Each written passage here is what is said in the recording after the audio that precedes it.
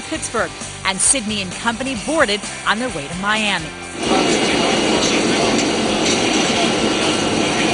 About 2 hours after leaving the snow and ice of Pittsburgh, they arrived to the sun and sand of Florida.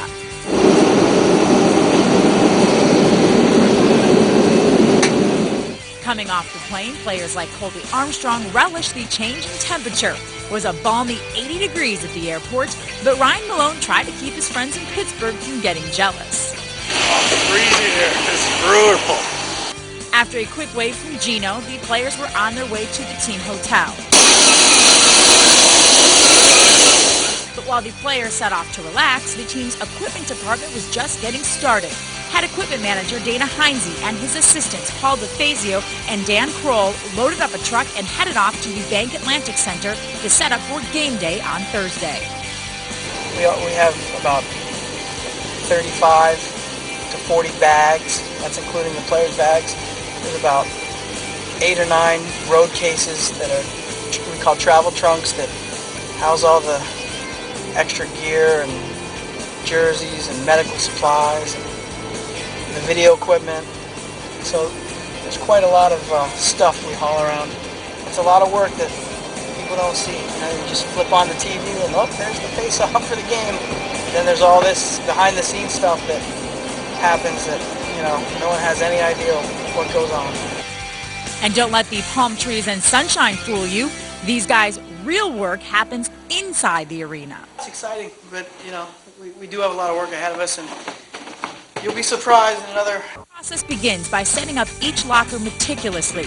On every road trip, Heinze takes a digital picture of their setup so he knows exactly how to recreate it the next time they come to town. There's 22, so leave a... Include this one? Yeah, I did. Leave this corner open, and I'll work out 22. Crosby will be right on the end. Once the lockers are set, Heinze and company put on the finishing touches. Motivational signage and Penguins logos are hung everywhere in sight.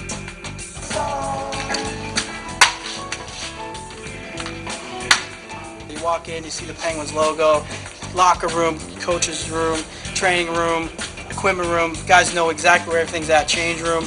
And you know what? The Pens logo thrown up all over the place. We're proud of it. It's a sense of pride, and yet, it makes it feel like you're at home. So that's why we do what we do. Thursday morning, the team awoke to a beautiful sunrise on Fort Lauderdale's Harbor Coast. And before heading to their morning skate, some players, like Michelle Ouellette, took time to enjoy the scenery. But before long, they were back on a bus, headed to practice at the Panthers Arena.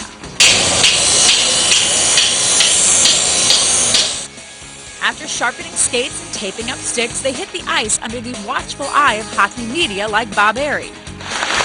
Look at that. Do you think you could decipher anything from that? After about a 30-minute skate, it was back on the bus to the team hotel, where the players used the afternoon to rest up before that night's game. After another bus ride back to the arena, the players warm up outside their locker room. Under the watch of Old Blue Eyes, they play their traditional game of burn soccer.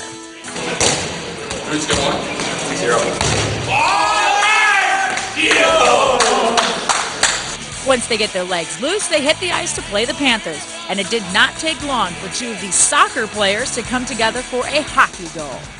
Malkin fire, score! Deflected in! The Pens were assured of at least 1 point once the game went into overtime, but 2 is always better than 1. Colby closing in, his shot, he scores! Colby Armstrong fires it up underneath the crossbar. Right after the game winner, good vibes were all around, in the tunnel and in the locker room. It was a big goal and a big win. Teams played awesome for us. We got to hand it to him, and it was definitely a big game for us to bounce back. How's Jordan Stahl as a reporter? I need some work, but he's not too bad. What about the Gronk on the 5-on-3? How well did he play? He's got a great presence in front of the net. I mean, he gets that big Gronk body going there. It's hard to move him, but I have to check the replay and see if that one actually hit a stick. I'm not sure if it did or not. And that's a wrap. After Jordan's wrap, the team put a wrap on Miami and boarded a plane headed north to Tampa.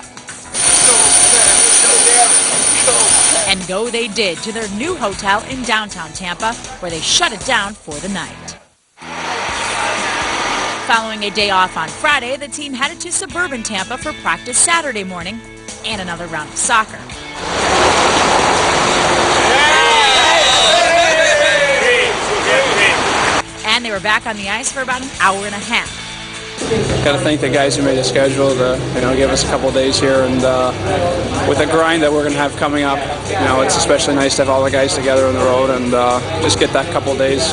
We're going to be seeing a lot of each other, but we're going to be at the rink most of the time, so it's nice just to get these couple of days, enjoy the sun. Sunday morning meant another bus trip to another arena, but not before fighting through crowds of Penguins fans. Everybody back up! Once inside the arena, Crosby and his teammates warmed up in the hallways, but unfortunately, things did not go as well in Tampa. Richards, Boyle with a shot save, maybe rebound score. Marty St. Louis bangs it in on the rebound. After the game, the gear is loaded back up, and all the people and equipment head right back to Pittsburgh. Our Tampa game was probably our worst game of the year, so we'll take the 2 points on the road trip, but we need to have our best outing tonight and bounce back.